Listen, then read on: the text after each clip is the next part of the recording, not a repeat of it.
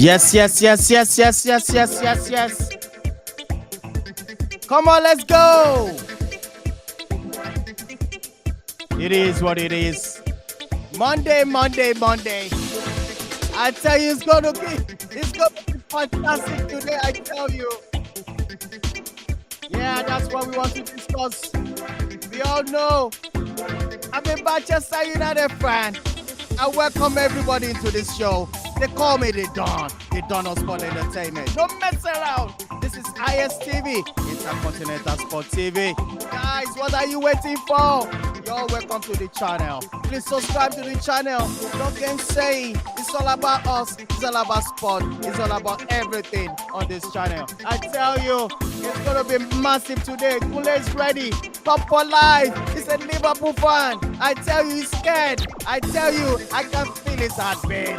Manchester United versus Liverpool. It's going to go down live at Old Trafford. Let me tell you, Casemiro in the building. He's going to play today. No, I'm joking, guys. It is what it is. Beautiful, beautiful Monday, people. I tell you, before we get into this race, you stand a chance. Predict to win. I tell you, you can win a jersey, a male person to win, female person to win. Just predict. Drop your comments on the chat. I tell you, stand to win a jersey of any club of your choice. I will get it to you. We mean business on this channel. Straight into it. Let me welcome my brother from another mother. Kunle, what's going on your side? Kunle, talk to me. What's going on, bro? Tell me something. Yeah, I'm good, Don. Good evening from this side. Yeah, what a weekend! What a weekend it was. Lots and lots of football action. We saw shocks. We saw some very I mean, the banter was really loud, especially, and well, it was a fascinating weekend, and well, the weekend isn't over because like you said, Manchester United versus Liverpool is going to play in a few hours. They're going to play in a few hours, in less than an hour. So, so that is going to be one of the highlights of the weekend. So everyone is definitely looking towards it. Yes. They're looking towards that. All right, let me bring up my other brother from another mother. Is Cup for Life in the building? Cup for Life, talk to me. He's scared. I can feel your heartbeat, bro. What's going on? Very, very scared. And I'm bugaing them. I tell you, look at I am ready. We are ready for this war. It's okay. We are ready. We are not. See, it's going to be an interesting show. And it's an opportunity for Manchester United to get 3 points from Liverpool for the first time in a long time. Because what makes you feel we're going to get these 3 points? You have to. You are playing with a weak Liverpool side. You will never find a weaker Liverpool side than today. This is your opportunity to get 3 points. If you cannot get 3 points today, you will never get 3 points ever. All right, massive bro. Good to have you on this show. But first thing first, let's get into this straight. I want to tell our viewers there's a chance. Just predict to win. Just drop your comment. I tell you, this is going to be massive. What are you predicting about? Is Manchester United versus Liverpool on this show? Straight into it. The first male that gets the answer right is stand a chance to win any jersey of his choice of any team whatsoever. Courtesy Gideon all the way from Nigeria is going to get it across to you anywhere in the world. I tell you, it's going to be massive. I tell you, it's going to be much more better. I tell you, Manchester United going all the way. Liverpool in trouble. I tell you, Liverpool in trouble. It's between me and Cup for Life. Everybody stand back. Everybody get ready. Let's roll, bro. Let's roll. Yes. Straight into it. I know there's a lot of things that have happened over the weekend. Let me show you, all our viewers, the first banter of the day. I tell you, somebody said this to me. I said I'm going to crack everybody's. Let me read this. Said before we go out today, can a Chelsea fan please lead us in 3 minutes prayer? That's the first banter of the day. I tell you, it's one of those things. Kunle, what do you feel? Chelsea going down. Chelsea, they messed up over the weekend. 3-0 down. Let's start from there. Yes, it was. Yes, it was. It was absolutely ridiculous. Because I didn't see it coming. Though I felt Leeds might have actually. No, I felt Leeds were going to pose problems, but I felt the worst case scenario was going to be a draw. I mean, I didn't see that 3-0 coming, but Chelsea fans are so infuriated right now. I tell you. And you know why it's so funny is because, just last week, Koulibaly scored world-class goal that is like, that was a striker's goal, this and that, and see he gets a red card. Where the roasting was massive. Even Chelsea. We don't know. Hold on. I believe today is going to be the next for Liverpool, and I'm going to stand here next week Monday to tell you guys, oh my goodness, Liverpool. Am I making so much you mean mouth? today? Well, for life, am I making so much mouth? Honestly, so let's qualify a few things. We are 3 games into the season. Absolutely. Liverpool and Manchester United have played 2 games. The result of the game today has no bearing on where we finish in the league. Let's be very, very clear about that. If Liverpool win, if Man United win, if we both draw that game, the outcome has nothing to do with where we finish in the league.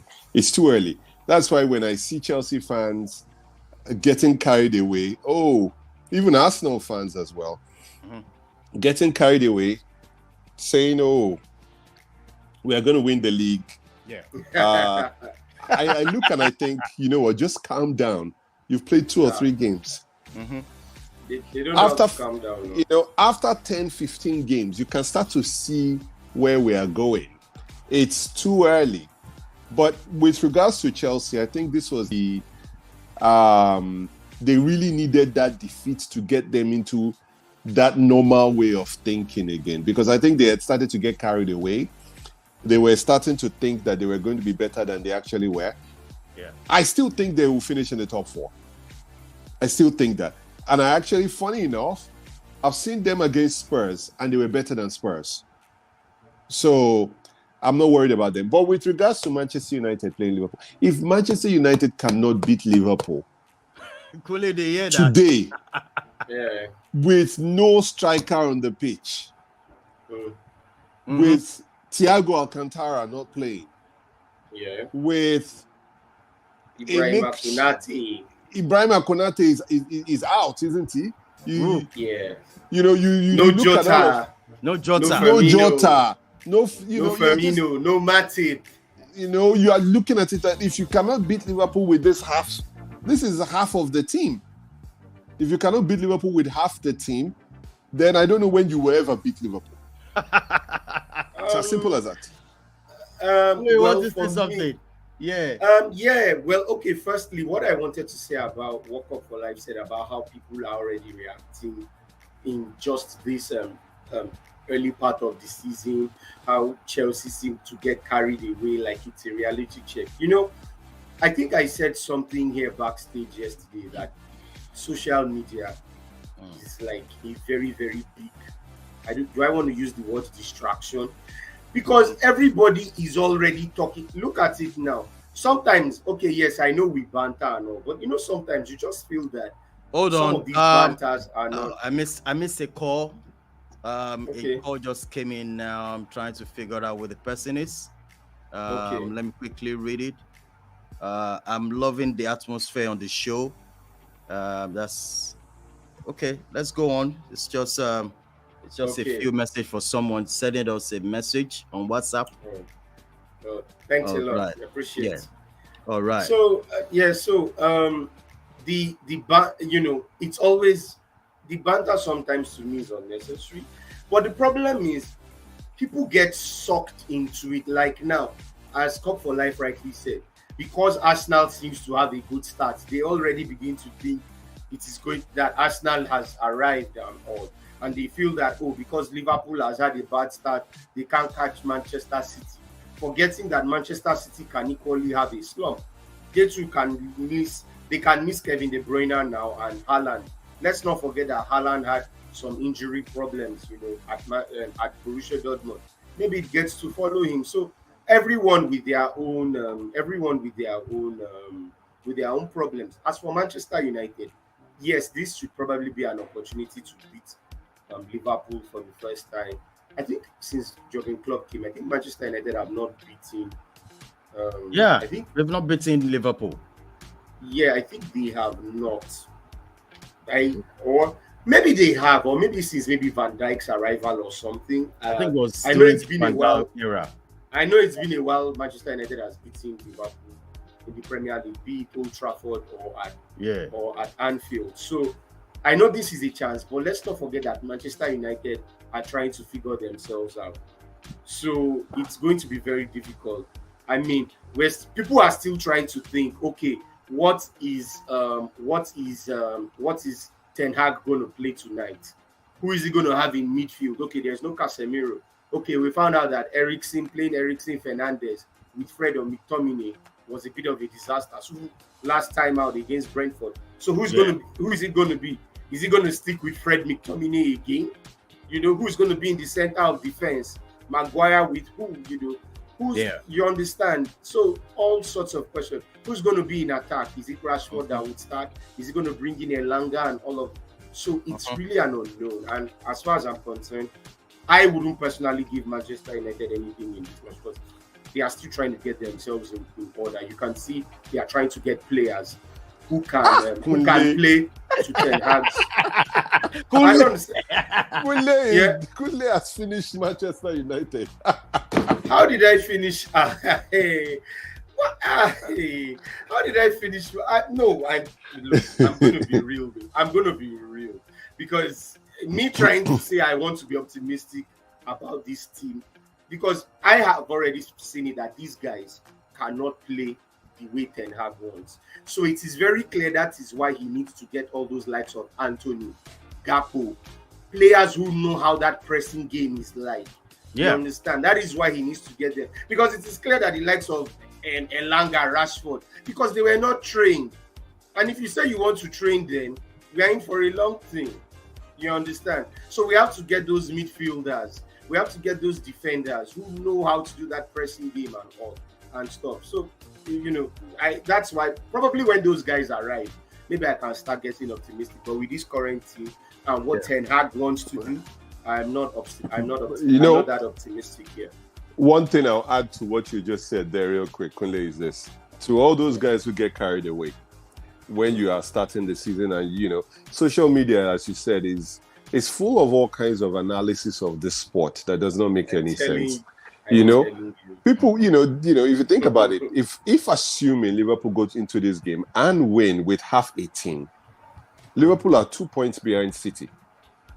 It's still game on. I mean, it's too early to make any kind of assessments right now. But just looking at this game today against Liverpool, it is games like this that managers like Jurgen Klopp, with half a team, earn their money. This is because if see, honestly, Liverpool have no normal circumstances. Liverpool should lose this game today. Normal circumstances. When you think about the shortfall, what we have in the middle of the defense, if you think about what we are lacking in the midfield, if you think about what we are lacking up top, that is the spine of the team there. My concern is that I still have a feeling that upon how bad that is, that Liverpool will still get a point out of this game. That's where Jurgen Klopp earns his money. But that being said, I mean, again, honestly, if you look at what Man City did against Newcastle, I guarantee you that maybe only one or two Premier League sides would have come back against Newcastle United. And I don't see beyond that being Man City and Liverpool. Only Man City and Liverpool would have pulled off what Man City pulled off at St. James's Park.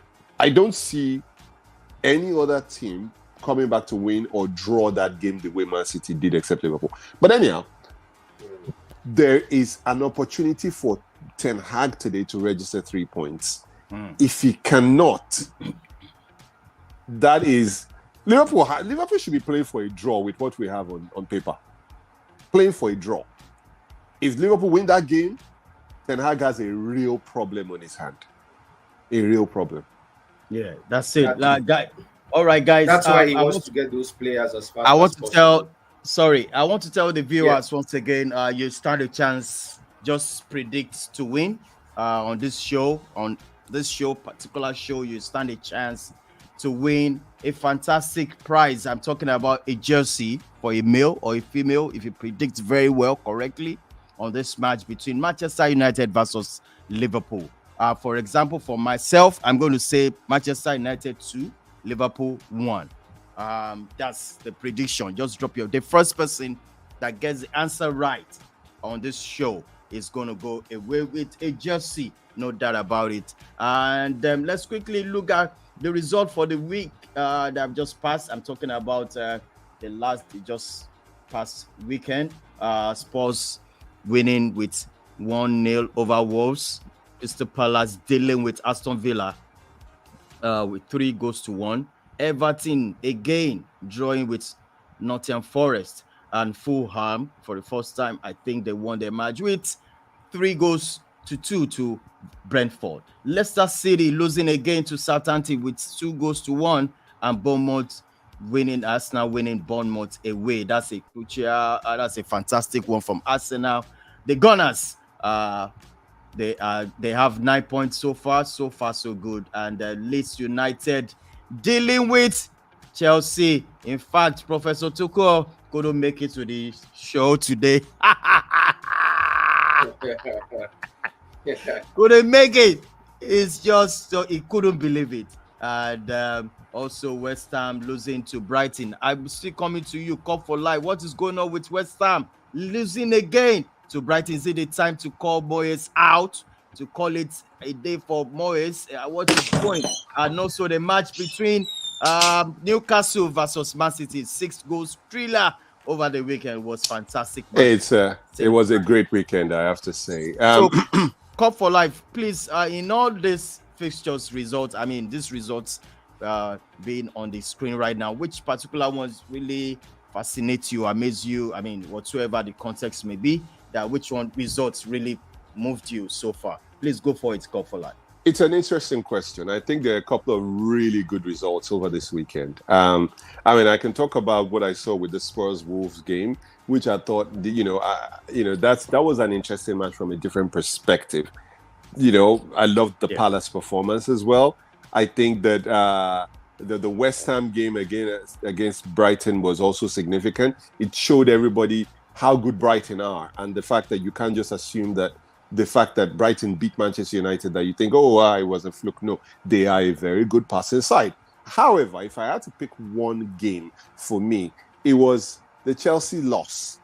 And why was that significant for me was that I think when you think about Chelsea, and for me, Leeds United play a fast-paced, one-touch, two-touch style of play.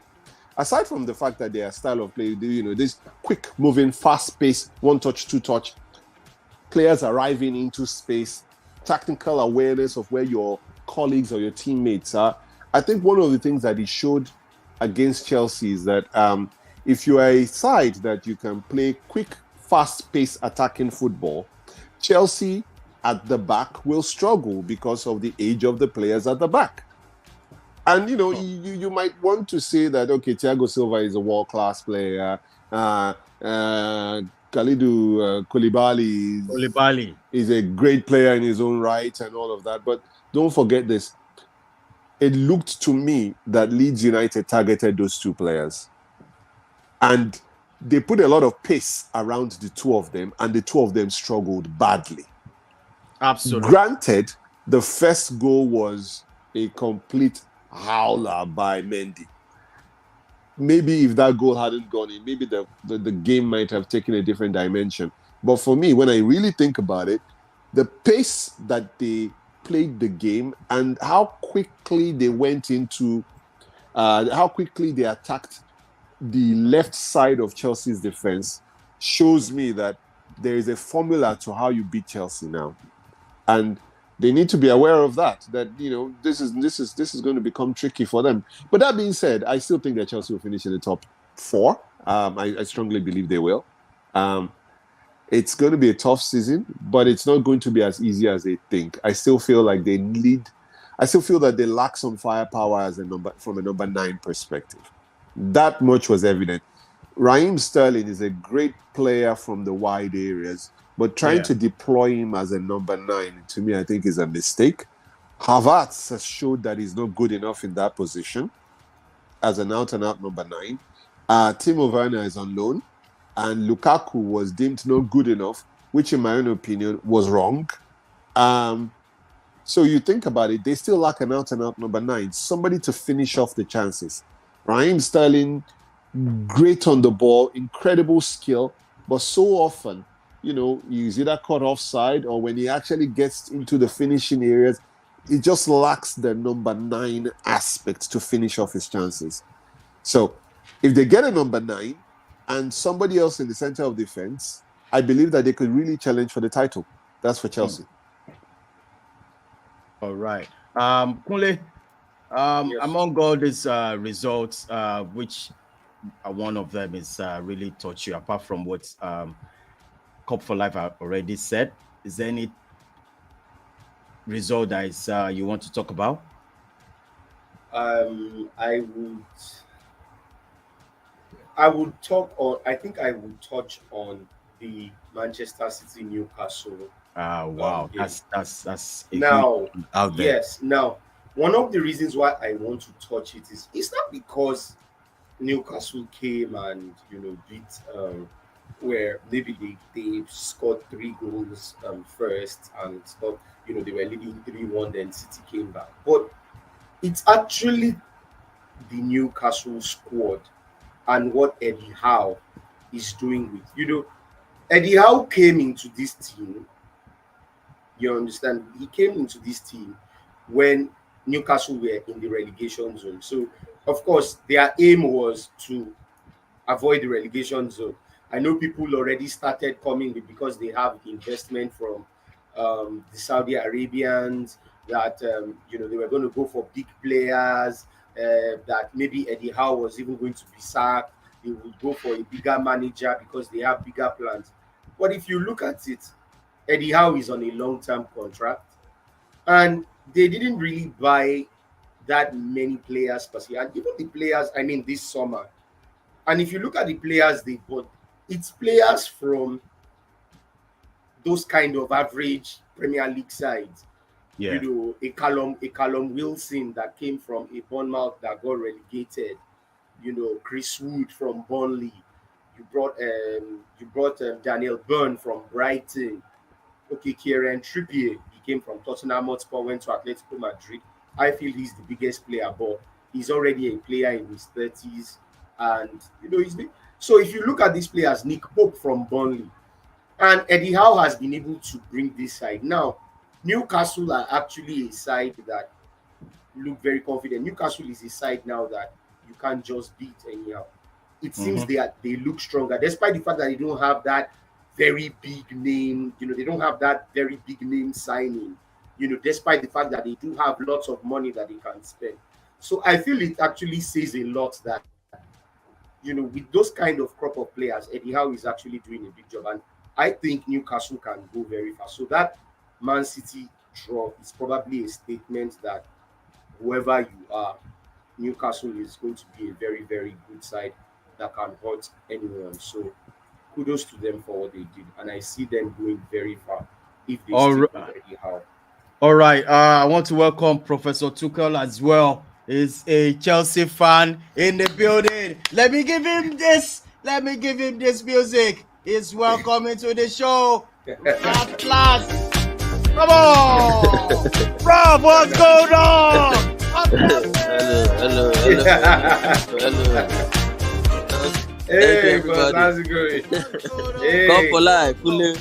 Good evening, everybody. Blues. Blues for life. Welcome. I really had to struggle to make it here today because the events of the week are caught up with me. So It's Yeah. allowed. It's But, allowed. You're welcome, here bro. now. It's not easy. It's not easy. Thank you. It's not easy. Now I can it's see cup Manchester United turn. wearing his You said what? You said So I cup can is see what? Cup life wearing his jersey. His Liverpool Yeah. jersey. It's confidence. It's going to be a great game. No, I mean honestly, the lineup is out. Yeah, and, I'm trying to share the. Please, can we hear the lineup, please? Yeah. All right, I'm I can trying tell to- you from the Manchester United side, you've got De Gea in goal, Malacia at left back, Very good, man. Martinez and Varane in the center of the midfield with Diogo Dalot. Wow. And then you've got Eriksen and McTominay in midfield, Elanga, Bruno Fernandes and Sancho. And then right at the top is Rashford as your number 9. Oh my goodness. Interestingly, I'm trying to see this. Ronaldo is on the bench, so there's an opportunity to bring Ronaldo in. For Liverpool, it's a weaker side, and this is your best opportunity, Manchester United, to beat Liverpool. You've got Alisson in goal. The fullbacks remain the same in Robertson and Alexander-Arnold. You've got Van Dijk, and then Joe Gomez returns in the center of the midfield of the defense. You then have, and then you've got Henderson and Milner, experience over there, and then you've got Elliott, and then up front you've got Salah, Firmino, and Diaz. So it's not bad. It's not bad. No, Your so lineup's not bad. Come honestly, it's not bad. Yeah. But there's no way you can tell me that Thiago else to see Alcantara. on? So for me, Thiago is in the center of midfield in this country at the moment.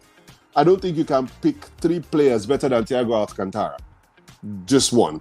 And then Joe Matip showed that he's probably one of the top 5 center halves in this country as well. So 2 big losses in my own opinion. And then just up top as well, that Firmino there, I'm sorry to use the word, but to all our non-African viewers and non-Nigerian viewers, Firmino is a short one. Are you kidding? Are you kidding me? Are you kidding me? Firmino is a short one. He has been for 2 seasons. We all know that. He would have if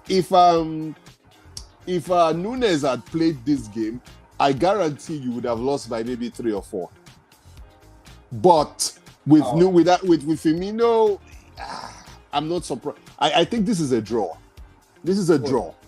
Wow. Or a win to United. Let me go straight to Kunle, Manchester United for now. I'm surprised. Let me tell you, Harry Maguire, the captain, has been dropped to the bench, which is surprising. Okay. And also, I'm just skeptical about Elanga on this match, and McTominay, which has really been so poor this season. Kunle, what do you think about Manchester United lineup as a Manchester United fan? Are you comfortable with this lineup? I think I am, because I think it is clear that in the defense, who do we want to use? I'm even skeptical about Varane, because we can criticize Harry Maguire all we want, but Harry Maguire is much better. He's in much better shape in terms of fitness compared to a Varane who really didn't play in preseason. Varane got injured and he hasn't gotten so. So this is Varane's first start, and he's starting against Liverpool. How am I sure that they're not going to overrun him? Martinez has been starting all the games and all. Malacia as well hasn't started all the games. Hold on one second. I think we have a caller from any. Let me pick this call. Hold on one second. Hello. Yeah, what's going on, bro? Where are you calling from? This is Intercontinental Sport TV. Talk to me. Yeah, I'm calling from Ibadan. That is the largest city in West Africa, Nigeria. Can you guys hear him? I'm calling Yes, we can. All right. Yes, you can hear him. Yeah, go ahead. Yeah, I'm just calling just to let you know that I'm actually enjoying the show. I love the atmosphere in the studio. Wow, thanks, man. And I think the analysis is really very crazy. Just like Cup for Life said, that if Manchester United cannot muster a win against this half-strength Liverpool side, then I think United indeed are cost, just like Are you a Manchester United fan? As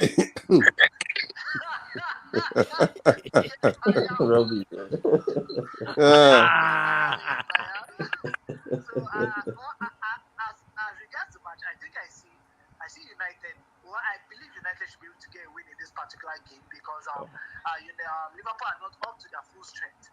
Also, I think it's also an opportunity for United to practically get their season back on track. They've been disappointed against Brighton and of course Brentford, but I think for Liverpool more or less a team they actually defeated in the preseason, 4 goals to 0. I think they should be able to find the formula to defeat that same team again. Not forgetting the fact that, just like Couple Life said, the team is not at its best right now. So that is my summation. All right, thank you so much. What's your score prediction? Go for it, bro. Okay,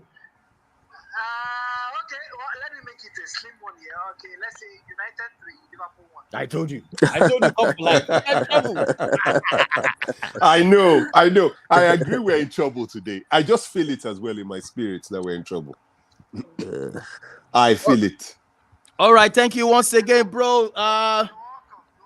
All right, thank you so much. Bye for now. The Don, maybe Yeah. you might want to. Maybe a new mail just came through today. Okay. No, go ahead. Casemiro just said he did not sign for Manchester United because of the money. I think sometimes it is best for a player to join a club and not say the kind of things that Casemiro said. Casemiro is a great player, has won incredible amount of trophies, but he shouldn't patronize Manchester United fans and say he didn't join Manchester United because of the money. There is no other reason he's joining Manchester United aside from the money. Kunle, please help me out. But what would he say if he said no? I mean, it's best he doesn't say anything than says he doesn't. No, he has to. All right, somebody's saying. He has to say that kind of. There's a comment from Ope Adibaris. Ope said Manchester United 3, Liverpool 3. I think that's Ope's prediction. I'm going to jot it down. I'm not sure yet. It will be hot. I think this game, if Man United beat Liverpool in this match with Rashford starting up top without Ronaldo, what does that say for Ronaldo? Does it mean Ronaldo is out of the team because and they win and they beat the Liverpool team, which obviously is a weakened team? Then what happens what does that say to the future of Ronaldo? So because it's interesting to know that the Man United team performed in preseason. Yeah, it might be preseason, but they performed and beating teams left, right, and center and performing dazzling in attack with Martial and Rashford and co.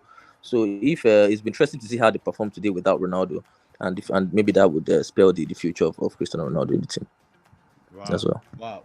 Well, I just want to say something. Let's quickly shift into another business of the day. Let me see the comment coming in again from Okweade Barry again. It said if United won't utilize Van der Beek, they still need to sign a box-to-box midfielder to complement Casemiro, preferably someone better than Fred. What do you think, Kunle?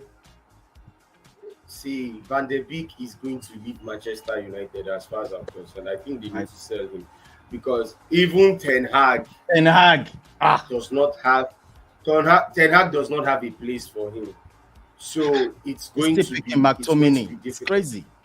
Yes, it's going to be difficult. It's going to be what is Van der Beek? Van der Beek has not yet adapted into it. So that's why I feel forget the links he had with them. I keep saying that was Ajax era. How many years was that? How many years ago was that? So definitely Van der Beek does not fit into the setup. So it's going to be a problem for him. Then in this lineup, I want to say the only disappointment here I'm seeing, because as far as I'm concerned, I don't want to see that guy. I would even prefer to see Van der Beek over him. Bruno Fernandes. I don't want to see that guy. Oh, yes, that's another thing. Because I am struggling to see how Bruno Fernandes and Eriksen. I don't think Bruno Fernandes. The guy has been so poor. He has actually been the poorest of all. Yeah, but so the problem you also have. Fernandes is like supposed to be the chief creator. See, the problem you also have there, Kunle, the problem you have here is this as well. Yeah. He's playing Eriksen and he's playing McTominay in the center of the midfield. Eriksen to me is a better player at that number 8 position. You know, when you are playing Eriksen to me, it's more of an 8 or a 10. Unless you are saying that McTominay is going to come in as a number 4 and Eriksen is going to push up, so you are playing a 4-1-4-1. If that's the only alternative I can see to that. If you are playing a 4-1-4-1, then it makes sense. But that 4-1-4-1, the problem you have is this.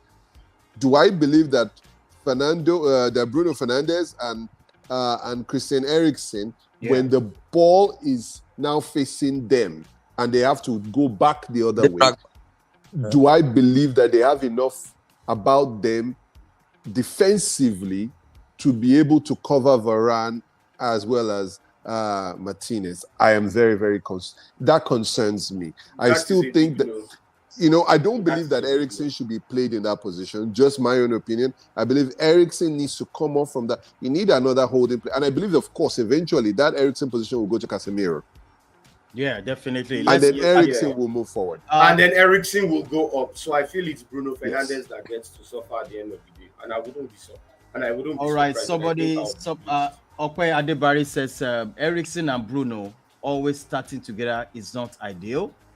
They both share the weakness of the defending, which hurts the team while they are on the receiving end of contact. So I think I have an observation. Sorry, the observation is, look, when we talk about Eriksen and De Bruyne with possibly Casemiro, Eriksen and Fernandes with Casemiro, I'm not liking it to the way Guardiola used Fernandinho, Silva, and De Bruyne. We didn't really believe that Silva and De Bruyne could do the work. So, and I think Ten Hag likes to press high, to play the high pressing game, to close forward quickly. So maybe that's something that might work if he uses Casemiro to hold, and then Eriksen and Bruno Fernandes might do the De Bruyne and David Silva job that they did, when they were playing when they were playing together in City. So it might work, or there's just a possibility it might work. Maybe we'll have to wait and see if that works. All right, let's go to another topic before we come back to this match of the day. I want to talk about this fight. That's Joshua and Tony's fight. I don't know. Okay, maybe let me say come for life. Introduce this particular package for us. It's an interesting one. Boxing match this weekend between Alexander Usyk and Femi Joshua. Yeah, which some people call Anthony Joshua. It was a difficult one. I think that match was that fight was it was painful to watch, but at the same time, so first and foremost, I never thought that Joshua had enough to defeat Usyk in the first instance. Anyway, I think that really? Oh no, he never did. He didn't have the. So to defeat Usyk, one of the things that everyone needs to. So I think if you think about. Floyd Mayweather was asked that question, that do you think that in the rematch that Usyk might be, that Anthony Joshua has what it takes to defeat Usyk? And one of the things he said is that he's not quick enough to do that. He's not quick enough. He's too his movements are too labored. Everything he does and everything he did, you could see all his punches. It wasn't as though that he was throwing punches and he was catching Usyk at any point. So I never thought that he had what it took to beat Usyk. I think, he had a good fight, but Usyk was just too quick. Usyk landed about 70 more punches than him, about 50 more hard punches than him. I mean, overall, look at all the stats for that fight. Usyk won pretty much in every single area. Yeah. if you think about it, this performance is not just, this has been the last 4-5 performances from Joshua. And then all of a sudden it became clear and evident that the loss that he had when he went to fight in New York was not a fluke. When he lost to John Ruiz. Is it John Ruiz or John Ruiz? Yes, that's his name. Andy Ruiz. Andy Ruiz, I beg your pardon. When he lost to Andy Ruiz, people thought, oh, that was some kind of a fluke or the other. Then he went and he refought the rematch to Andy Ruiz. He took that guy, he took it 12 rounds. He danced around him for 12 rounds, and then he went and fought Usage. To me, the problem you have now is this: when Anthony Joshua before this fight should have easily between 50 and 100 million in the account. Where is the passion? Where is the desire? When you've got that kind of cash in the account, I don't believe that you still have the desire to go and get your face punched in.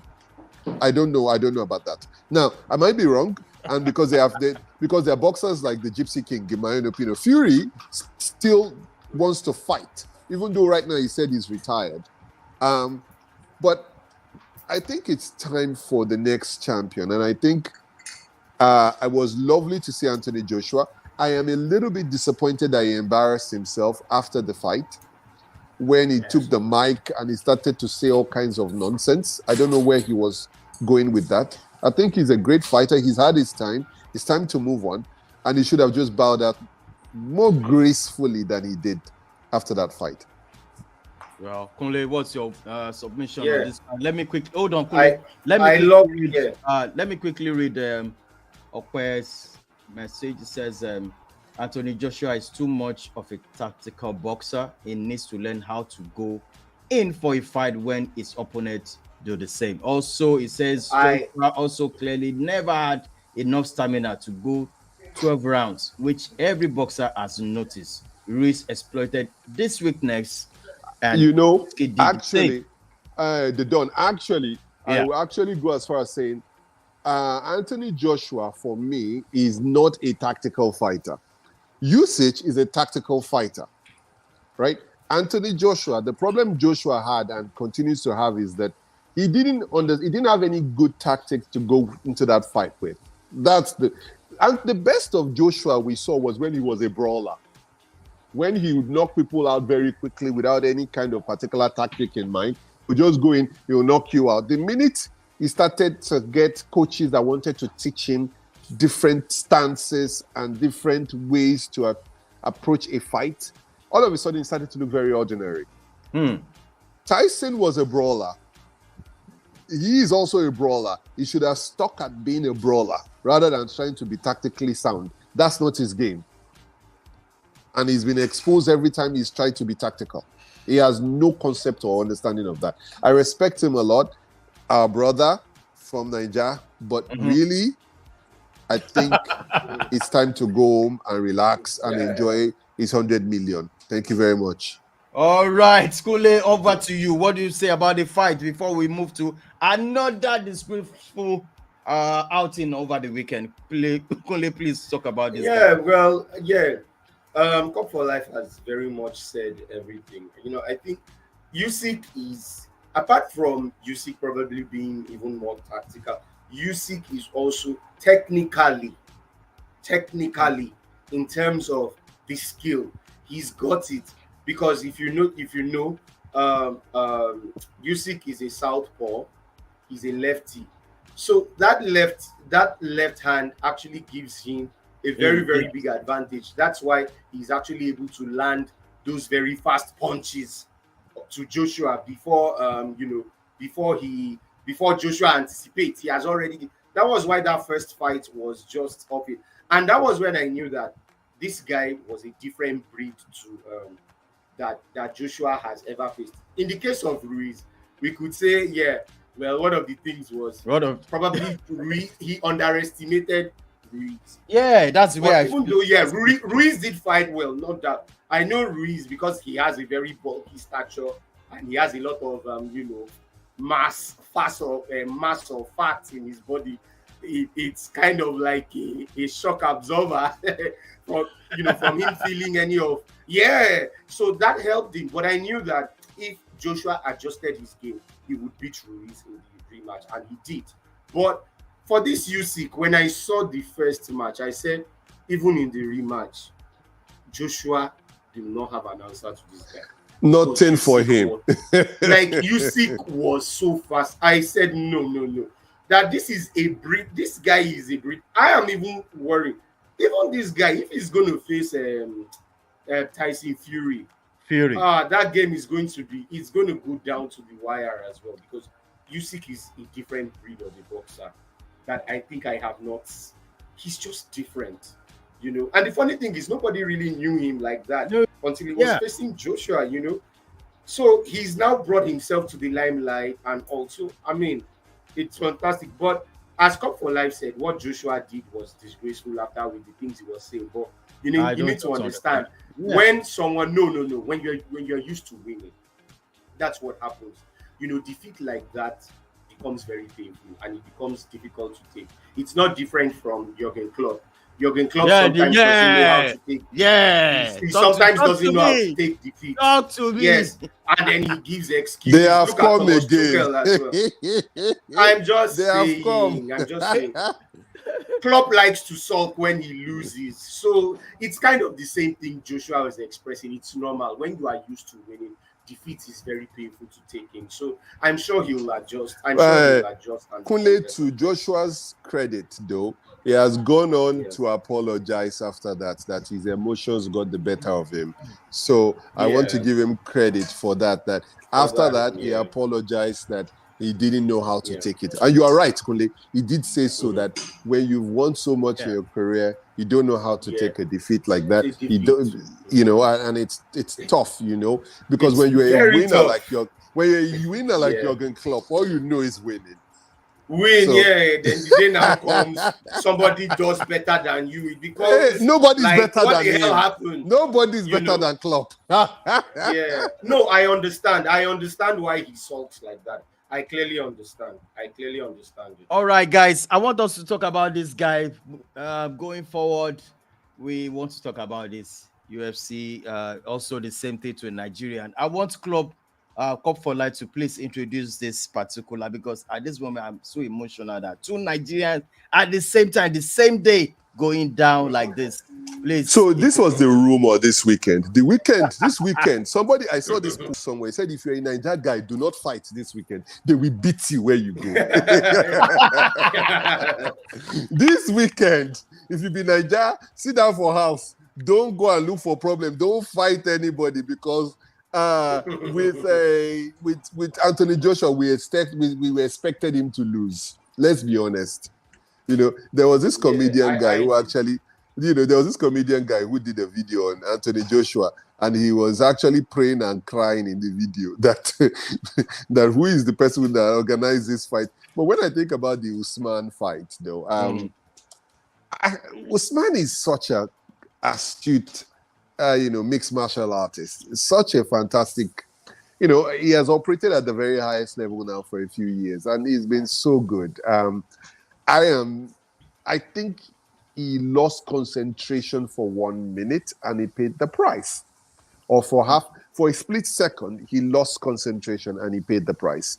And I feel bad for him, because I really think that he's, he's one of those that some people suggest that he was arrogant. Oh, wow. Some people are suggesting that he was arrogant. Some people are suggesting that he's someone that has, he's become cocky, and that he's allowed what he's seen around him. He surrounded himself with Adesanya and Israel Adesanya, and then also you got the Cameroonian guy. His name escapes my mind now, and that maybe he's beginning to get cocky and arrogant. But I don't feel Usman is a cocky, arrogant character. Or at least anyway, he has showed that he has all the attributes of a champion. Can he come back from this? It depends on how dented his ego is. I believe he deserves a rematch. I really believe he deserves a rematch. Kunle, over to you about this Usman of a guy losing over the weekend. This is a comment coming in from Okwe again. He says UFC is very unpredictable. Kamaru Usman actually dominated the world fight, but one kick to his head dazed him. All right, Kunle, what do you think? Yeah, see, in fact, I really wish Ope was on the show today, because everything he's just saying is exactly what are my thoughts as well, because that is the truth. UFC is very unpredictable, and like he rightly said, you might be the one, you might be in the, it's kind of pretty much like boxing too, you'll be leading in some rounds, but before you know it, your opponent is already gaining momentum, has probably seen your strength somewhere, and is already exploiting it, and before you know it, he wins. So that is the same thing. And like Joshua, I feel Usman should not be disgruntled.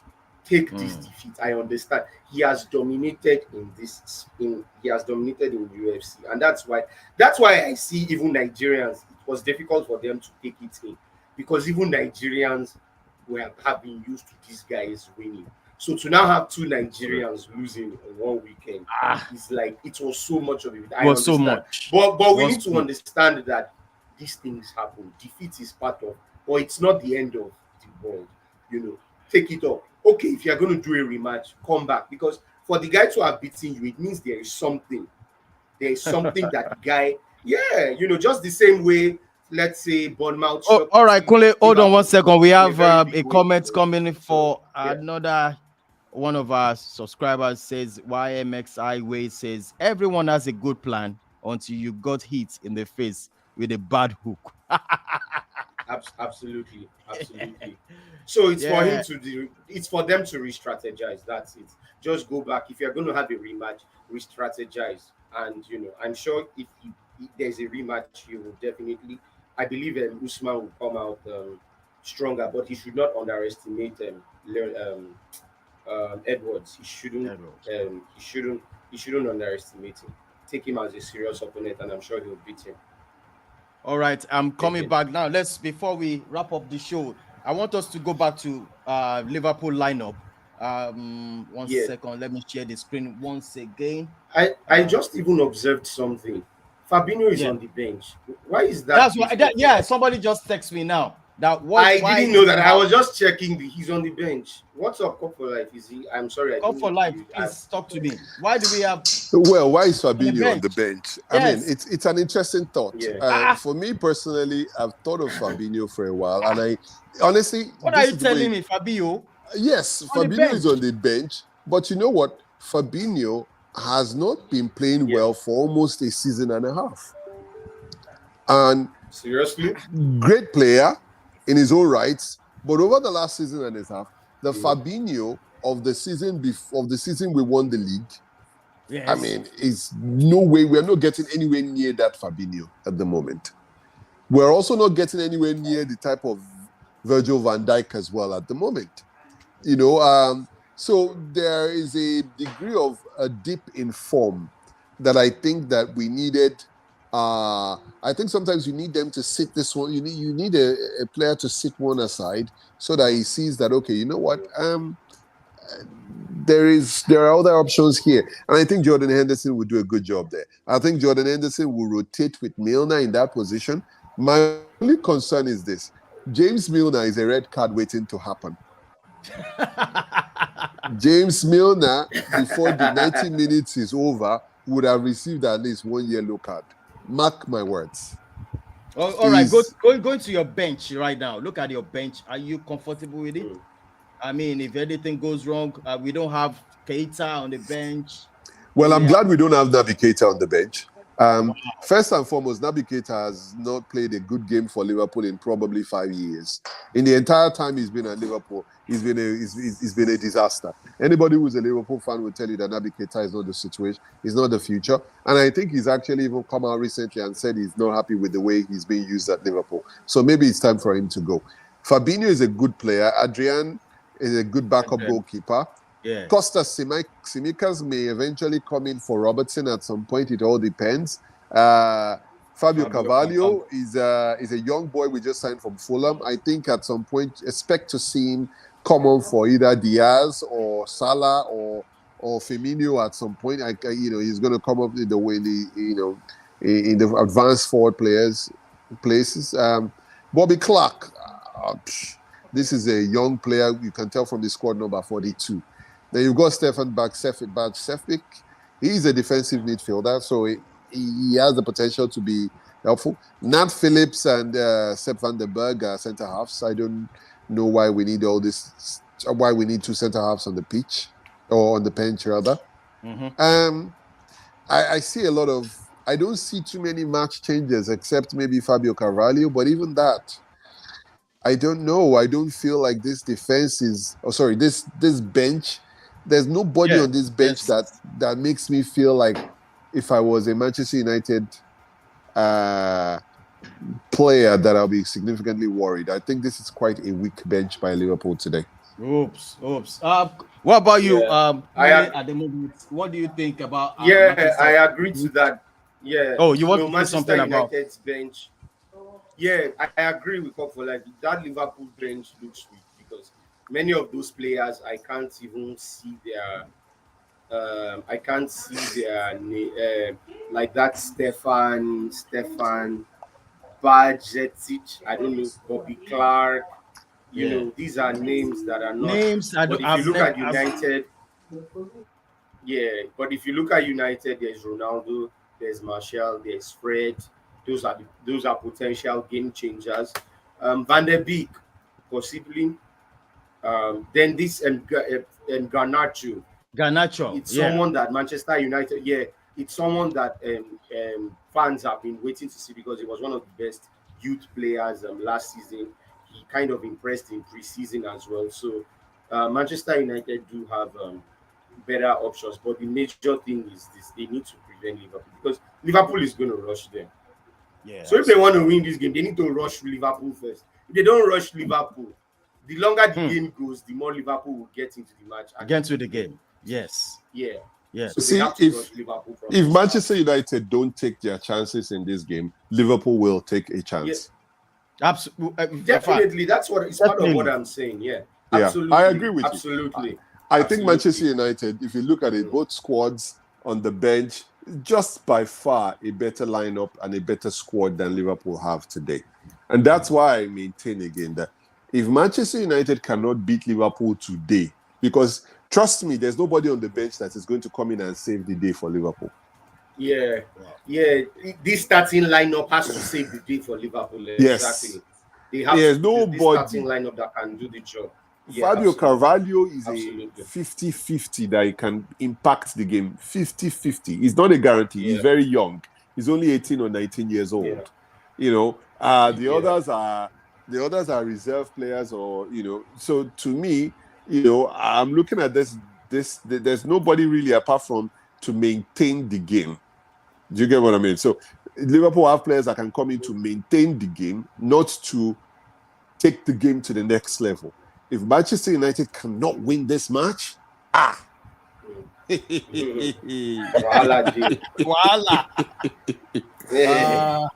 We'll see.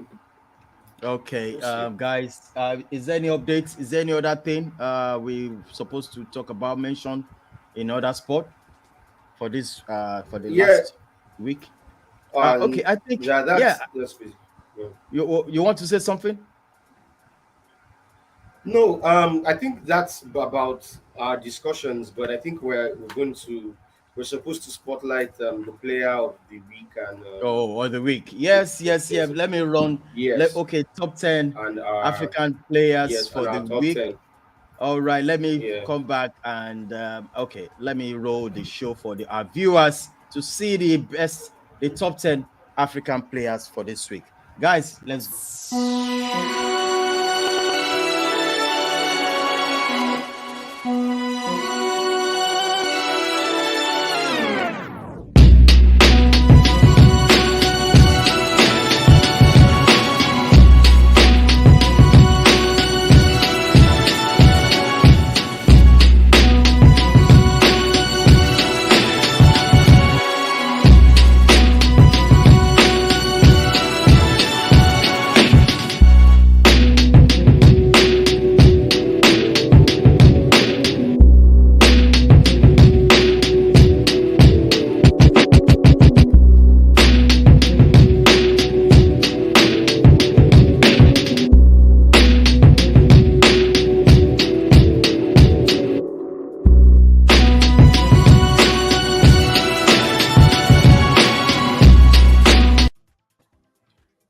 Yes. Yeah. Yeah. Honestly, What real credit to Sadio Mane. He's doing great things in Bayern Munich. A little bit, I don't know. I feel some type of way about seeing him winning games 6-7-0 every weekend. It's a little bit, I don't know how competitive that is for him in Germany. And that's not sour grapes. I actually wish him all the best. But for me, the best player playing right now from Africa right now is Wilf Zaha. What a player. And what a talent. And for me, should have been playing at a much higher level than Palace for pretty much the last 3-4 seasons. No, I think Crystal Palace is his level. Sorry to say.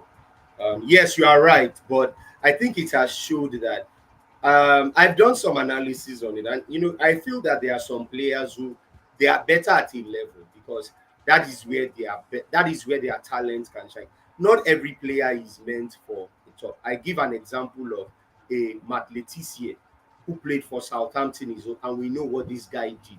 When you want to talk about Premier League legends, there is no way you will not mention Matt Letitia's name because we know what he did. But this was a Southampton that were always, fighting. I think the highest position Southampton finished in his entire career was 12th.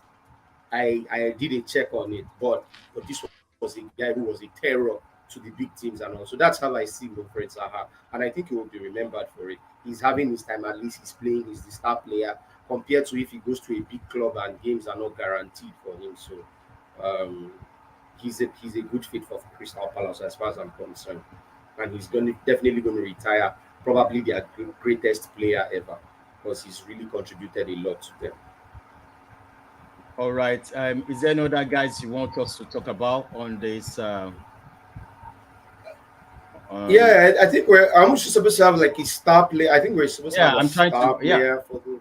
I'm trying to figure out where I put it. I mean, I am so impressed with Brighton this season, just generally speaking, as a team. I am so impressed with Brighton. I just like the way they play football. You would have thought that the loss of Cucurella and that, okay, well, we don't have Cucurella anymore. How are we going to play? We don't have Yves Bissouma anymore. No Bissouma. How is that going to play out? But if you think about them this season, they've come up leaps and bounds still. They're doing great things. They're still passing the ball just as well. They're moving the ball around with pace. Right from the goalkeeper right all the way to Danny Welbeck. And the interesting thing is that, I am just so, I'm also really, really pleased for Danny Welbeck as well. Danny Welbeck was a player that, a lot was, everybody thought he was going to go and become a great player at Manchester United. He was there. Ferguson rated him very highly from the time he was 16, 17 years of age. And then he didn't really play out or pan out the way he wanted it to. Now he's gone to Brighton and he seems to be settled now at Brighton. And I'm really pleased for him. And I think he's going to do well this season. All right. Once again, let's go for the star player of the day. I tell you, this guy walks into it straight up. Martin Odegaard, the star player of the week. Cup for Life, are you satisfied with this guy performance over the weekend? Well, so I would tell you this much. For this week, this past game week, although, there's still one more game to go. But Martin Odegaard was by far, all the games we've seen up until this moment, the most influential player this game week, without a doubt. Martin Odegaard has come up leaps and bounds from the Martin Odegaard that, a year ago we were looking at. He's got a full season under his belt. He's been given the captaincy for Arsenal. His awareness, his 2 goals that he contributed, his overall play. I love when players of that age look up when they are playing. It just shows that he's got awareness of the entire pitch. What a player. I think that I'll be very worried if I were Arsenal, because a player like that, playing at that level, if he plays at that level for another 2 seasons, only that, so the advantage is that he's already done the Real Madrid thing. But I can see how that could resurface again. I can see a Real Madrid, a Barcelona coming back again for Martin Odegaard because he's just that good. He is going to be the next Kevin De Bruyne. Oops. Wow. Massive. Kunle, what do you feel about the star player of the week, Martin Ortega? Yeah, without a doubt, he was the star player because I mean Arsenal by far Arsenal's game against Bournemouth was the biggest result because judging by how Arsenal stamped their foot so early in the game and controlled it, this is something that we've not seen in Arsenal in a way. But the way Arsenal played, they looked like a side that were really after something.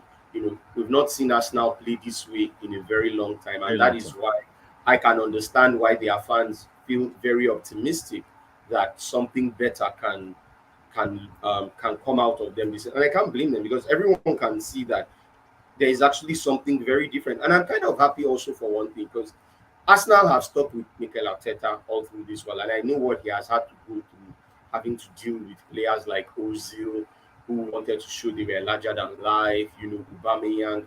But this is a guy who stuck to his guns, and not once did the Arsenal board ever think of letting him go, and everything seems to be coming together for him, and I really hope it does, because it's painful if Arsenal wouldn't be in the top four again because it's been a while they've been away from the Champions League. So it's been a long time. Yeah, it's been a long time. I think 2016 or 17. Like, I mean, even Manchester United at their worst form still enter the Champions League, but Arsenal doesn't. So it will be it's a very, very good one from them, and I hope it does continue because I think they deserve where they are at the moment. All right, guys, going down at Old Trafford right now.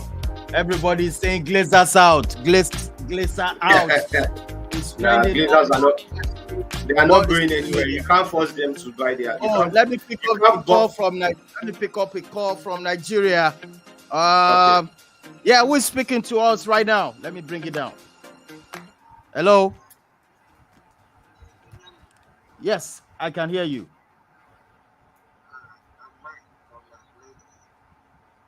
Can you please hear me, Kunle?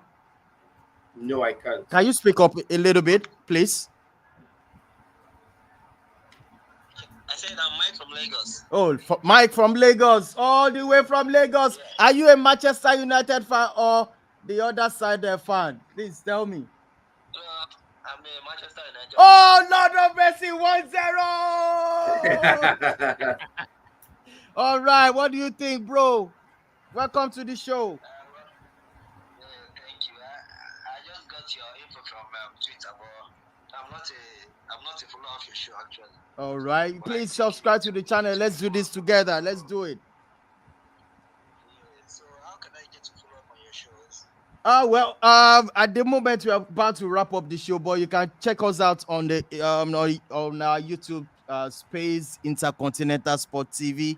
I'm going to drop the link on the to the channel on the link. But once again, the reason why you're calling is you want to win a jersey. Am I right? Please tell us your score prediction, Mike. I think it will be 2-0. Oh, Lord of mercy, we are winning this show. Oh, my goodness. Cup is scared right now. Cup for life is scared. He's scared. No Liverpool fan yet. I'm biting my finger. Wait, what was his prediction? I didn't hear that. 2-0. 2-0. Oh. Casemiro is. If Manchester United, if United can win 2-0, I will give myself I will treat myself this evening. I know. Casemiro at Old Trafford. Yeah. What do you say? Say that again. Say that again, Mike. I said, even though I'm a Manchester United fan, I'll be straight up saying Liverpool will win the match. Man, Jojo, don't be afraid. Don't be afraid. Don't do like this now. Come on. Oh, he said it's been realistic. Oh, fantastic, Mike. I mean, we lost to Brentford 4-0. Yes. Brentford is not even a good team. So how can we win to Liverpool that has a very formidable team? Well, that's Mike, you make my heart so gentle. You can't make me the fear now. You can't make me the fear now. I'm a football fan, even if I'm a Manchester United fan. So I watch these games and I enjoy the games, regardless of who is winning or who I'm supporting. So for me, being a supporter first, I would say Liverpool will win. All right. You are giving Cup for Life a breathing space right now. Thank you so much, Mike. One love, bro. Please subscribe to our channels on YouTube. Definitely, we roll on Monday like this. We always talk about African players all over the world. Thank you so much, bro. Take care of the baby for us. Make sure you give the baby what he needs to, and tell the baby that it's gonna be massive. Manchester United all the way. Thank you so much, Mike. One love, bro. Over to you guys. What's your score prediction? Starting from Cup for Life before we wrap up the show. Let's do this. I'm going to say 2-1. 2 what? 2-1. Manchester United. So Manchester United 1, Liverpool 2. All right. Cup for Life. Massive there. Fantastic. Kunle, what's your score prediction? Don't be scared. We have Psalm 23 on our side. Talk to me. Your view. All right. Yeah, all right. What's your score prediction? Let me be optimistic. I'm not really confident that Manchester United will win. So I think let me go for the draw. And the funny thing is both sides do not need a draw. They need to win. But I don't know. I feel a draw is probably what I Yeah, I'm like that. See, my heart tells me it's a draw. My head, yes. So my heart will always try and deceive me. But but my head tells me it's a draw. This is a draw. It's got a draw written all over it. Yes, it has a draw. And to that effect, I will say 2-2. 2-2. Kunle is going for 2-2. Well, all right, guys. Thank you. Yes. It's about to go down at Old Trafford. And should I even add extra? Let me add extra sauce to it. All the goals will be scored in the first half. All the goals will come in the first half. That's my prediction. All 4 goals will come in the first half. Oh my goodness! Well, no, that is going to be scary. We'll see. All right, guys. I have to thank you, everybody, coming to this show. We got to go right now. All right, Cup for Life. One love, bro. Thank you so much, bro. Thank you so much. See much. at the end of the match. All right, thank you so much. Kunle, yes, it boss. is what it is. Manchester United. Thank you so much. One love, bro. Thanks, boss. All right, guys. Thank you so much. A caller from Nigeria, Mike. Thank you so much. Subscribe to the channel. You see, it said 2-0 in favor of Manchester United. Well, let's see how it goes. Yes. It's about to go down right now. Manchester United. Over to you. To all our viewers, thank you so much. Your main man in the building. They call me the Don. Don of Sport Entertainment. One love, people. Bye for now.